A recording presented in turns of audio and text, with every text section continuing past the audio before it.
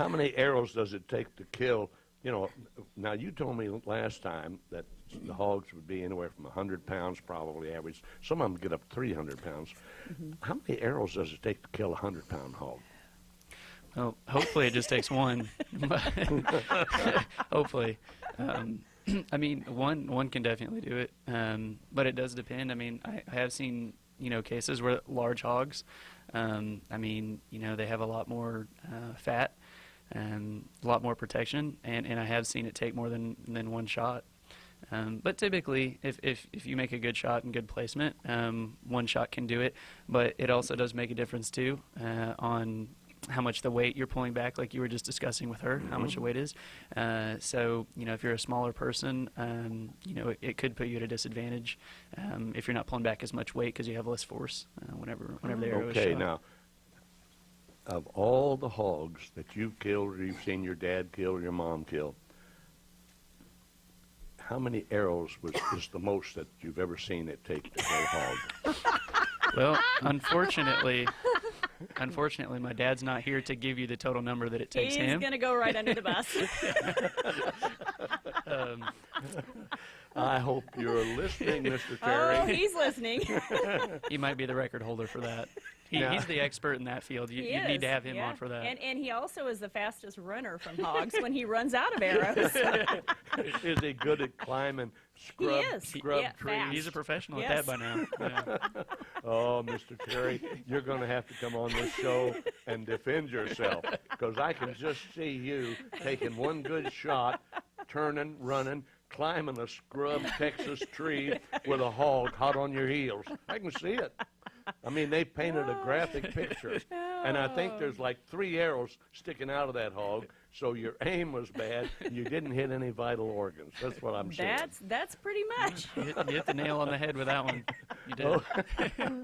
Well, I'll tell you, when I was a kid, my folks were all in the butchering business, slaughterhouses we called them, and I have seen many a hog slaughtered, but it was in controlled conditions indoors. Now, we're talking about you've got the hog down. If it is it dead instantly, or, I mean, is it dead when you walk up? Yeah, hopefully it's dead when you walk up to it, right? Hopefully. And I've seen cases where, it's not, though. I mean, some of them are they're very tough animals. How long is the knife you use to cut its throat? I'm setting you up. Haven't had to do that, fortunately. No. Haven't had to do that. No, yeah, we don't do that. Okay, what Yeah. do you field dress them? Yeah, we do. Sometimes depending upon where we're hunting, different places. There are different places you can hunt on private land. Are there some places that you can pay to go hunt on land, and they will also field dress for you, to save time. Mm-hmm. So I think it really just depends where you're at and what the experience is. Well, the reason I asked that question is because I know I'm not a deer hunter. I gave up hunting back in 1958. I haven't hunted anything since then, but I still watch TV, and I see people field dressing wild animals that they've killed. And I, after you were here last time, Bobby, I got to wondering, after you kill them, what are you going to do with them? Right. Yeah. I mean, we do. Yeah, we field dress them and usually quarter them up and put them in ice and coolers, to bring them home from Texas. Sure. How many hogs do you try to bring home maximum? It's hard. It depends on the trip. Sometimes we just don't have enough cooler space, and we will donate them. Some of the people down there will take them, or if you're with a group of people hunting, sometimes they'll take them. I don't know that the total amount that we've brought back. I mean, we've had instances where a couple of us may have shot 2 or 4 hogs, but it fills up quick, depending upon how much cooler space you have. Mm-hmm. Yeah, well, with the size of the hogs, when the time you quarter them, right. And of course that does leave some stuff behind. Mm-hmm. If you're on private land, that guy probably knows whether or not he wants a hog head or not. Mm-hmm. Do they ever use their hog heads or not? Not that I know of. See, and domesticated or farm animals, they hog head cheese, big right. deal. Right. And brains, hog brains, and so forth. But what about the hog feet? Do they come with the quarters? You The- leave the feet on them? We typically don't eat Don't, the yeah. feet. Okay. You know, we don't. I know some people like it. I know Yeah. some cultures. It's pretty common. Oh, really? Yeah. Yeah. So, but I've never actually tried it myself. Well, I was partners in a butcher shop market with one of my brothers many years ago, and we had a whole group of clientele that we stocked on purpose hog ears, Oh, yes. and we yeah. called them Yeah. snoots. They're hog Uh-huh, snouts, yeah. the nose, Yeah. and the hog feet, and hog knuckles, the knee joint, you know. And we had to keep them because Right. they were in several times a week. They liked that stuff. We even kept a supply of chitterlings, only where I grew up they called them chitlins. Chitlins. And those are hog intestines that have been cleaned up. And if you ever eat a big platter of those, you can end up with high blood pressure. Might have a little fat in them. I had a friend a number of years ago, a member of a church where I was a pastor. He and his friend liked chitlins, and so they'd cook up a big batch about twice a year. But if their buddies heard about it, they'd show up, and he said, we weren't hardly getting any of our own chitlins. So one time, they cooked up a big batch. They didn't tell anybody they was going to do it. And they both ate these huge platters of chitlins, and his buddy ended up in the emergency room with his blood pressure going through the roof. My. Wow.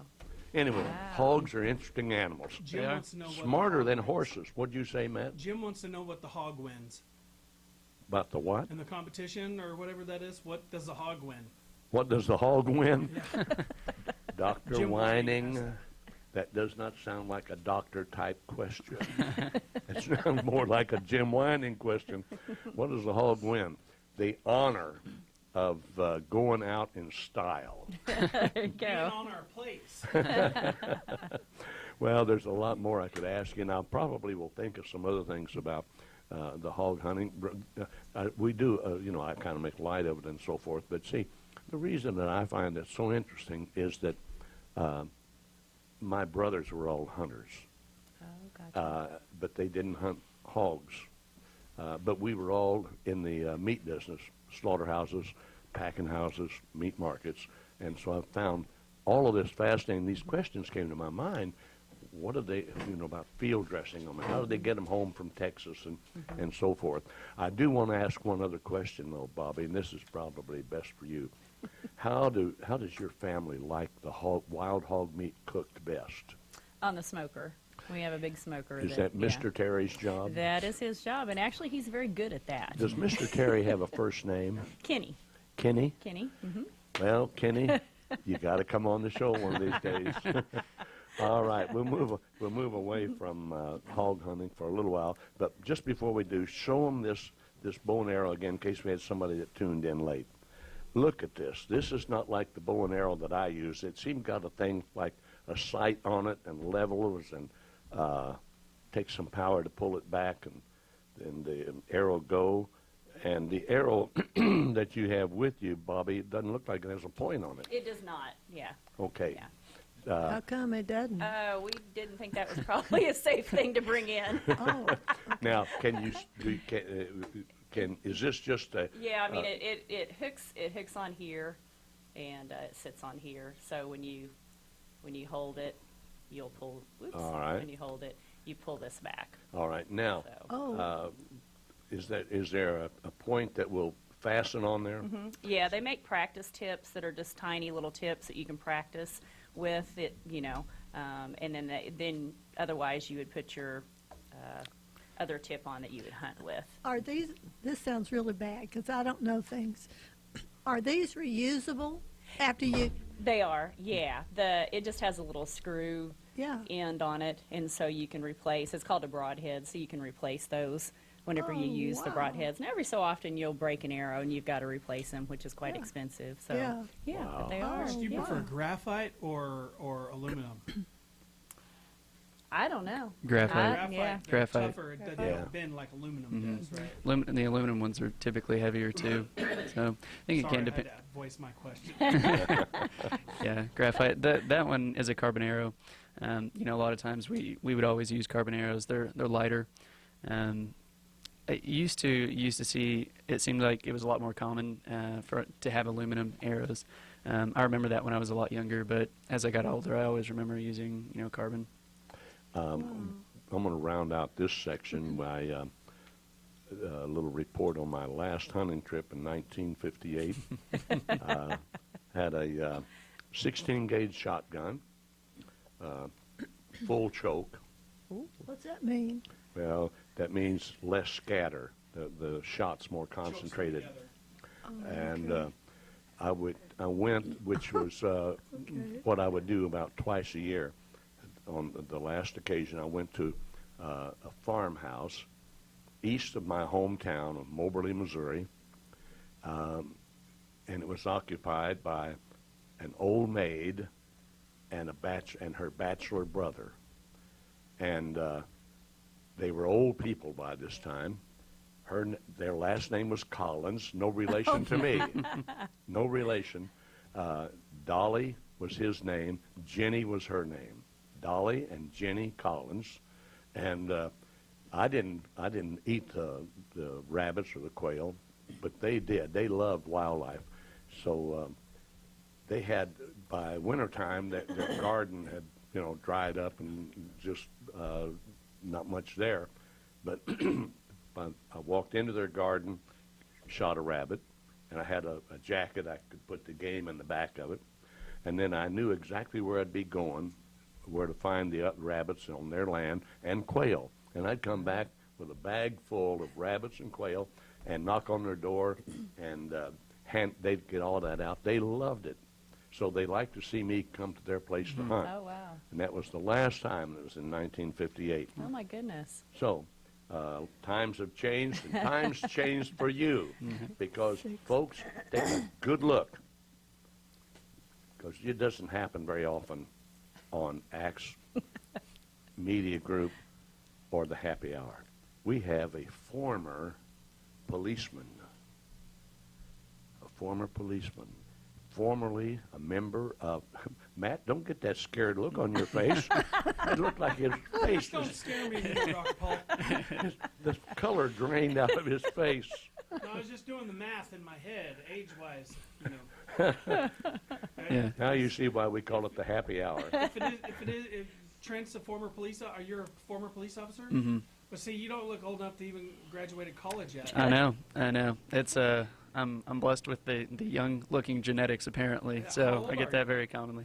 I'm 27. Oh wow! Mhm. No, see, I So I'm would still have young. you for like 20. Yeah, it happens pretty frequently. No. And see, Bobby's just 39. Yep. I'm not even close to asking Bobby how old she is. I never ask a lady Thank her you. age. That's right. You're quite the gentleman. Always, if they make you guess as young as you possibly That's can right. within reason. The other you day, somebody said, I've forgotten what the deal was, but you were supposed to reverse the numbers in your age. I said, okay, I'm 48. Well, in my head, I'm 45 anyway. There So you go. That's what the Holy Spirit told you. that's right. I've been Yes. told I'm 16. 16. Well, I had an uncle who was a city policeman, not in this city, but in my hometown. And I had two nephews who were cousins that were on the police force at the same time. So at one time, I lived in a town where I had relatives on the police force, and all the family knew that it wasn't going to pay to have policemen in the family. There was, You have a grandson that's a defense attorney too, don't you? well, he used to be a defense attorney. He No, helped me out. he used to be a prosecuting attorney. Now he's a defense attorney. And then he's not a nephew, he's a grandson, grandson. Saved me big time. Yeah, and anyway, my dad, as a widower, had developed cataracts, and he was not afraid of the devil himself, but he didn't like storms. he called a tornado a cyclone. That's what they called them up in North Missouri. And he had bought a little house in my hometown that didn't have a basement. So he was determined to dig a cellar, a storm cellar in the backyard. And he made the mistake of stopping by my brother's house, laughing one morning. He said, my eyes getting a little bad. He said he liked to be at Safeway before they opened for some reason. And he ran into the side of a Safeway store. And my brother said, that's it. You're getting those eyes fixed. My dad said, no. I've got to spend my money to get that cellar dug in case there's a cyclone. Oh, no. And my brother said, Pappy, you don't need that cellar. Get your eyes fixed. This went back and forth and back and forth. And finally, my brother said, you know, Pappy, you've got 2 grandsons on the police force. I'm going to tell them. Oh, no. And every time they see that little old red Ford, they're going to pull you over. And they're going to take your license. Dad said, they can't do that. My brother said, Pappy, you just try me and see. Oh, Who's gonna no. Dad said, I'll get one eye fixed. And he did, and he had the cellar dug. Oh, no, that's awesome. Isn't that something? Yeah. So That's good. our experience with policemen That's good. has been wonderful. Good. I have to ask you the all-time question, and then we'll get around to your pharmaceutical training. By the way, your mom's a great pharmacist, so Thank you you. have something to live up to. Anyway, where does the word or the title cop come from? You know, this has actually been a question I've heard a few times, and offhand, I don't know the correct answer of it. I never really put much thought into it, and I was thinking it had to do with back in the day. It was a word that they came up with in a different country but I can't remember, to be honest with you. I've heard someone give an explanation on it, but off the top of my head, I really don't know. Well, a reason I asked that is because it came to me the other day, and I thought, that's a curious thing. Most people refer to a uniformed law enforcement officer who works for a city as a, instead of saying a policeman, they say a cop.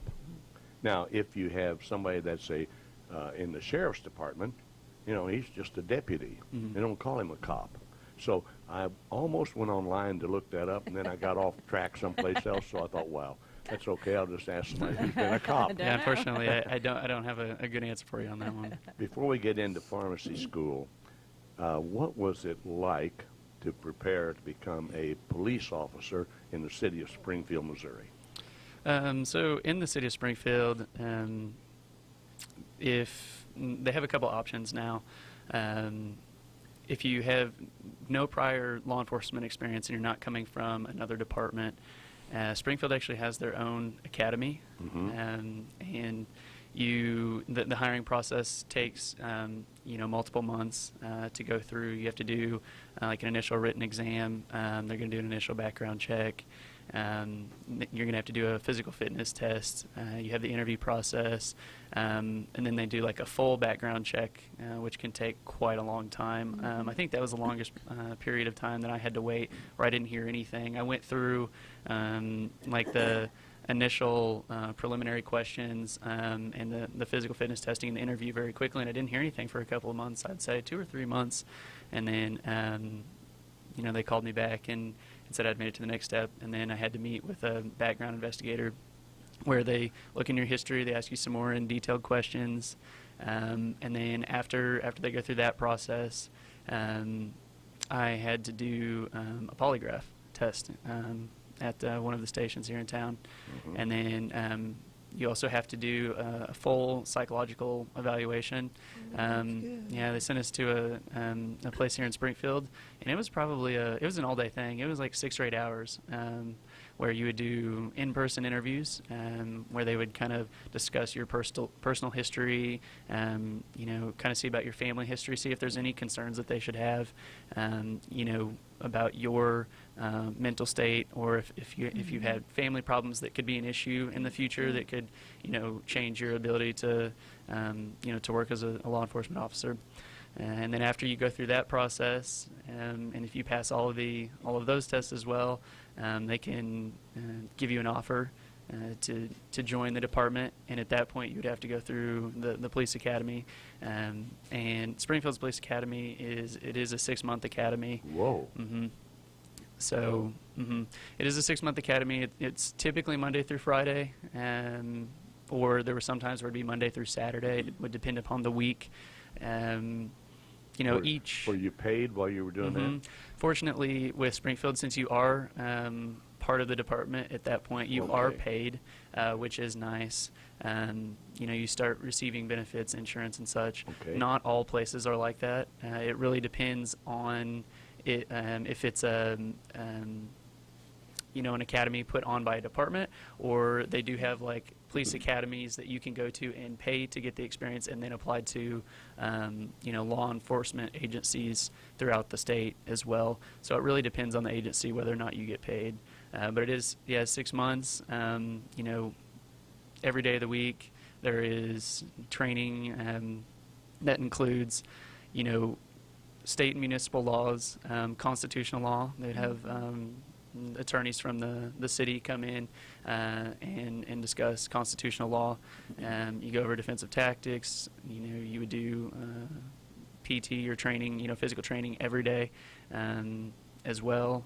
There's a lot that goes into it over the 6 months to prepare you. But yeah, Springfield's is 6 months. Not everybody's is. There are some shorter. There's just a minimum amount of hours you're required to have through the state to be, licensed as a peace officer. Springfield Sounds a lot like highway patrol training. It is. Highway patrol, I believe, is also 6 months. I had a friend at the time that was going through Highway Patrol's academy, but theirs you live on site for that duration. I believe you do get weekends most of the time. Unless unless you guys get in trouble that week, then you may not get a weekend. But you would live there full time though during that time. But Okay, Mom. Just a second. Okay, go ahead. Trent, what about your vision? What about your hearing? checked it all. Had to go for testing on that as well. And what happens if you don't hear well out of one ear, or you got some vision problem? It may be something vision-wise, if it's correctable, that they may allow it at that point. They do have minimum vision standards. I don't know what they would do if you didn't meet those standards. If you already wear contacts or glasses, I don't know if LASIK would be an option. But as far as hearing, I'm really not sure, especially if it's just in one ear. That could still affect your ability to be, in the department. You have to be able to hear, and both ears would be important at that point. But I don't know if it would disqualify someone or not. I wonder if hearing aids are a I'm not sure. option. That's a good That's question. interesting. Yeah, I don't know. Yeah. I'm going to, before I ask Bobby what I want to ask her as his mom, I forgot the disclaimer. So we rewind everything to the start of the show. Acts Ministry and Acts Media Group, they're not responsible for anything that you see or hear on this program, okay? Remember that. That'll be good forever, but I'll try to remember it every week. Now, Mom, Yes. how did you feel about a son being on a police force? Well, a couple different ways. Extremely proud, of course. And we've always backed him in whatever he wants to do, if that's what he wants to do. I didn't sleep very much during that time period. He worked primarily nights after he was, on the force, and was actually, out in the field. And so, yeah, I was awake a lot of nights, and yeah. So I sleep a little better now. Now, since he's not here to speak for himself, how did Kenny feel about this? Same as I did. Same thing. I mean, we've always believed that, whatever he wants to do, we're going to back him 110%. And if that's what he wants to do. So, yeah, he might not have quite as many sleepless nights as I did. I think he had a few snores in there while I was awake. But, yeah, I think as a parent, that's difficult no matter what the age of your, your child is. So, but yeah, it's all good. So yeah, I sleep a little better now. How many years were you on the force? I was only there about a year and a half before I decided to apply to pharmacy school. Okay, I think I have something relevant here. One of my grandsons, the one who is a lawyer, he was in a very fine music